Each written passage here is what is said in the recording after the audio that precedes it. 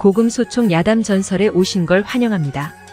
재미있게 시청하시고 즐거운 하루 되시기 바랍니다. 그리고 저의 생계에 큰 도움이 되는 구독과 좋아요 부탁드릴게요. 오늘의 이야기 시작하겠습니다. 명부의 사형 판결을 뒤집은 이항복. 조선시대 때 명재상으로 이름 높았던 오성 이항복에게는 어려서부터 사귄 친구가 있었다. 이 친구는 재상의 아들로서 이웃에 살아 서로의 집을 자기 집처럼 드나들었다. 두 사람은 어른이 된 뒤에도 서로 가깝게 지내고 있었다.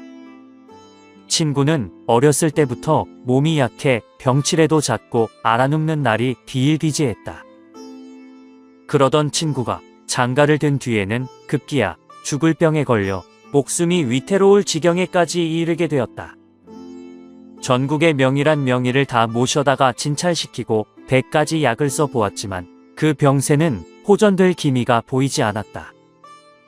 심지어 무당을 불러 굿을 해보았지만 길고 빈 보람이 없었다.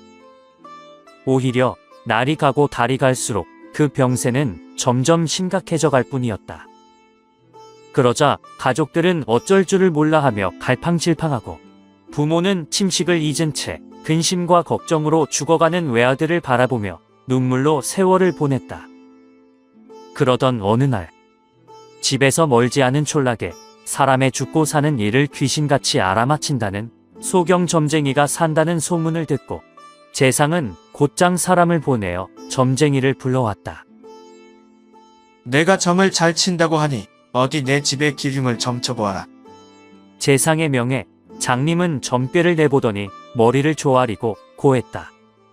대감댁에 불행한 일이 있겠습니다. 아드님이 얼마 살지 못할 운명으로 죽을 날이 이미 정해져 있사옵니다. 이에 재상이 깜짝 놀라 물었다. 무슨 말인 건가 그것이? 점쟁이는 한참을 망설이더니 그 연유를 말하였다. 송고한 말씀이오나 나리의 증조부 되시는 분이 형조 당상의 벼슬에 있을 때 술에 만취하여서는 부질없는 노여움과 객기를 부려 서리와 사령을 매질해 원통이 죽인 일이 있었습니다. 서리도 불쌍하게 죽었지만 3대 독자였던 사령은 나리 증조부 때문에 자식도 없이 과부만 남겨놓고 죽게 되었습니다. 이에 그 원혼들이 명부에 호소하였고 이에 따라 이댁의 3대 독자를 잡아가라는 명부의 판결이 나왔습니다. 재상이 도통 무슨 말인지 모르겠다는 듯 눈만 끔뻑거리며 아무 말도 못하고 있으니 잠시 머뭇거리며 눈치를 보던 점쟁이가 이내 말을 이어갔다. 이는 이미 정해진 운명이어서 사람의 힘으로는 어찌할 수가 없습니다. 올해 10월 5일이면 도련님의 운명이 다할 것입니다. 송구하옵니다. 이 말을 들은 아버지는 절망하여 울음을 터뜨렸다. 여보게, 내 아들을 살려주게. 저 애는 내게 단 하나밖에 없는 아들이라네. 저 애가 죽으면 집안 대가 끊기고 마는데 죽을 날을 알 정도로 신통력을 가진 자네라면 내 아들을 살릴 방법도 알 것 아닌가. 어떻게 구할 도리가 없겠는가. 재상의 애걸에 장님은 머리를 끄덕이며 작은 소리로 말했다. 구할 방법이 있기는 있습니다만 도저히 말씀드릴 수 없습니다. 왜 말을 못하느냐. 그것이 점쟁이가 말을 머뭇거리자 재상이 다그치며 물었다. 도대체 무슨 연유인지 어서 말해보거라. 내가 원하는 것이면 어떤 것이든 들어줄 것이야. 재상의 말에 점쟁이가 만면에 식은땀을 흘리며 말하였다. 입을 열었다간 제 목숨을 내놓아야 합니다. 그러니 남을 살리려 어찌 제 목숨을 대신 내놓겠습니까? 송구하옵니다. 나리. 소인은 이만 가보겠습니다. 그 말을 끝으로 소경 점쟁이가 자리에서 일어나 돌아가려 하자 재상은 장님의 손목을 끌어잡고 애원하며 말하였다. 제발 부탁이네. 그 방법 좀 알려주시게. 내 뭐든지 한다고 하지 않았나 말일세. 그러니 우리 아들 좀 살려주시게. 그러자 점쟁이가 재상의 손을 냉정히 뿌리치더니 재상을 힐책하기 시작했다. 나리, 어찌 이리도 인정이 없으시단 말입니까? 아드님의 목숨은 중요하고 이놈의 목숨 따윈 아무렇지도 않단 말입니까? 저는 제 목숨을 지켜야 하겠습니다. 이만 물러갑니다. 내 아들을 살려주시오. 내 아들을. 재상은 하늘을 우러러보며 살려달라는 말만 할 뿐 더 이상 어찌할 도리가 없었다. 이때 부엌에서 이 상황을 엿듣고 있던 친구의 아내가 식칼을 들고 달려나왔다. 그러고는 미친 사람처럼 장님의 상투를 거머쥐고 점쟁이의 목에 서슬이 시퍼런 칼을 들이밀며 소리쳤다. 서방님을 살릴 방법을 알고 있다면 어서 말씀하시오. 끝내 입을 열지 않는다면 당신을 죽이고 나도 죽어버릴 것이오. 내 남편이 죽으면 어차피 청산과부로 일생을 마쳐야 할 팔자인 것을 내가 살아서 무엇한단 말이오? 그 방법이 무엇인지 어서 말해보란 말이오. 장님은 한동안 어찌할 바를 몰라 주저주저하다가 단식하며 중얼거렸다. 사불극설이라더니 이를 일컬음이로다. 아씨가 정녕 남편을 위해 그렇게까지 굳은 결심을 품으셨다니 나는 이제 그 방법을 말해도 죽고 안 하면 당신에게 죽을 몸이오. 이렇게 된 바에야 내가 가르쳐 줄 수밖에. 장님은 눈물을 흘리며 재상 앞으로 갔다. 할 수 없군요. 어차피 제가 죽어야 할 운명인가 봅니다. 이댁 아드님을 살릴 방법을 말씀드리지요. 이웃에 이항복이란 사람이 있지요? 내 아들의 동무 중에 이항복이란 아이가 있느니라. 아드님을 살리려면 그 친구를 데려와야 합니다. 아드님 곁에 두고 밤낮 없이 지키게 하십시오. 잠시라도 자리를 비우게 하면 안 됩니다. 어떠한 일이 있더라도 10월 5일이 지날 때까지는 아드님 곁에서 절대 떠나지 못하게 하십시오. 그날까지만 끈질기게 버틴다면 아드님은 목숨을 건지게 되실 겁니다.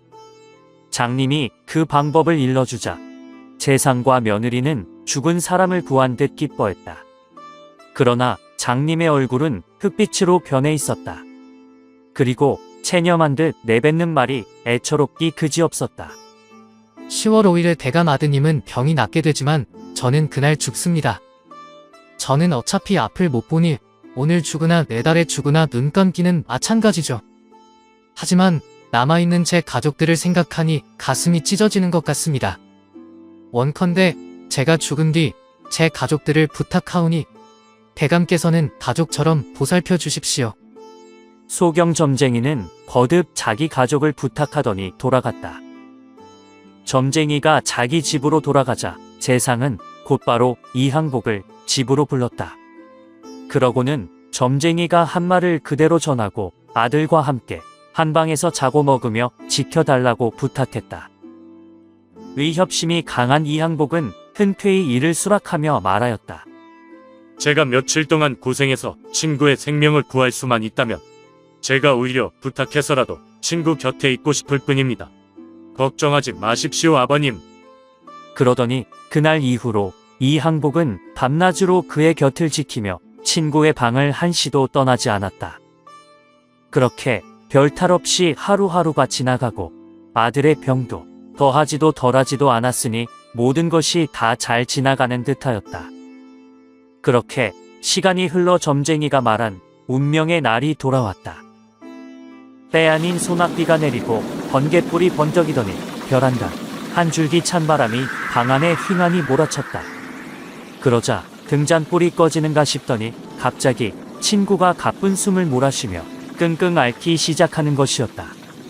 그러더니 이내 가슴을 부여잡더니 정신을 잃고 혼수 상태가 되어버렸다. 이에 쏘스라치게 놀란 이항복이 사랑방에 누워있는 재상을 부르며 방문을 열어젖히고 일어섰다. 아버님, 그때였다. 덩치가 장승처럼 큰 귀신이 머리를 풀어헤치고 얼굴에 피칠갑을 한 채 번갯불에 칼날이 번쩍거리는 장검을 이항복에게 겨눴다. 나는 이 집에 맺힌 원한이 있어 저 아이의 생명을 빼앗고자 한다. 그런데 어째서 방해를 하려 하느냐? 괴한이 추상같이 소리를 질렀지만 이항복은 태연자약하게 귀신을 바라보며 꾸짖었다. 너는 어떤 녀석이기에 이런 야심한 밤에 재상댁에 함부로 침입하여 이리도 무례한 짓을 하는 것이냐? 이에 귀신 역시 조금도 굴하지 않고 이항복의 팔을 잡아 젖히며 방으로 들어가려 몸부림쳤다. 저 병자를 어서 내놓아라. 오늘 밤 안으로 내 원수를 갚지 못하면 앞으로 갚을 날이 없다. 그러니 어서 내놓거라. 그러나 이항복은 귀신의 앞을 막고 거세게 대항하며 버텼다. 누구 맘대로 이 친구를 절대 내어줄 수 없다. 내가 여기 있는 이상 외목이 떨어져도 못 내놓으니 그만 돌아가거라. 목숨이 아깝지 않느냐? 어서 비켜라. 말을 듣지 않으면 가만 놔두지 않겠다. 그러더니 괴하는 장검으로 항복의 머리를 내리쳤다. 그 순간 항복은 날쌔게 몸을 피해 물러나며 전신의 힘을 모아 귀신을 냈다 질러버렸다. 귀신이 그 충격에 비실거리다가 넘어진 것을 다시 쫓아가서 장검을 빼앗고 그 칼로 귀신의 목을 찌르려고 했다. 그러자 귀신은 그 자리에 엎드려 눈물을 흘리며 애원했다. 도련님, 제발 부탁드립니다. 저를 가엾이 생각하시고 친구를 넘겨주십시오. 귀신의 울부짖는 말에 안타까운 마음이 들었던 이항복은 빼앗았던 칼을 귀신에게 다시 돌려주고는 말하였다. 내 칼을 바꿔라. 그리고 내가 정녕 저 친구를 죽이고 싶은 마음이 있다면 나를 먼저 베고 지나가야 할 것이다. 이 말에 귀신이 항복 앞에 넙죽 엎드리더니 말했다. 도련님은 장차 나라의 들보와 같은 몸이 되시어 국가를 위해 공명을 떨치실 분인데 제가 어찌 해칠 수 있겠습니까? 하늘이 노하시면 저는 지옥에서 억겁의 시간을 썩게 되옵니다. 그냥 친구분만 넘겨주시면 되옵니다. 제발 부탁이니 병자를 넘겨주시오. 제발. 어허, 나를 배라 하지 않았느냐? 아무리 사정해도 소용없다. 전생에 어떤 원한이 있었건 그것은 지나간 일이거늘 어찌 현생에 복수를 하려 하는 것이냐?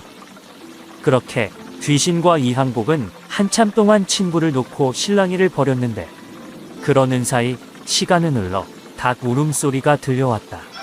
새벽이 밝아온 것이다. 귀신은 그 자리에 주저앉더니 방바닥을 치며 통곡했다.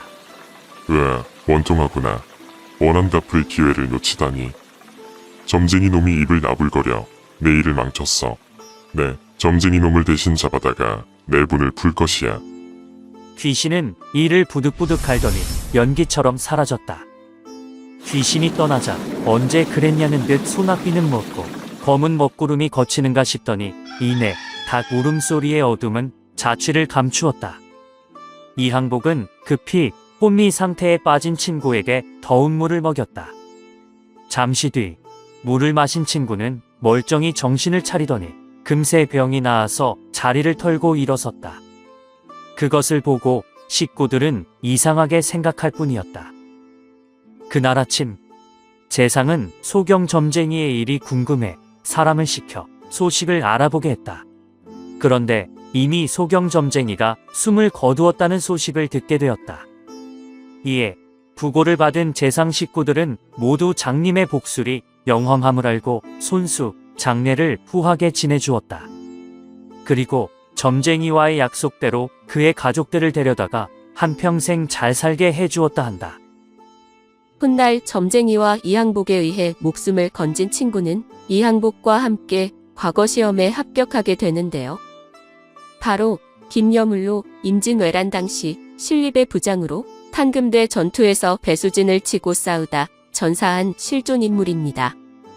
여하튼 나쁜 짓을 하면은 언젠가 자신의 후대에도 화가 미칠 수 있으니 착하게 살아야 한다는 깊은 교훈이 가슴에 팍 와닿네요. 우리 착하게 삽시다. 오늘은 여기까지입니다. 다음 시간에 더 재미있는 이야기로 찾아올게요. 감사합니다. 안녕.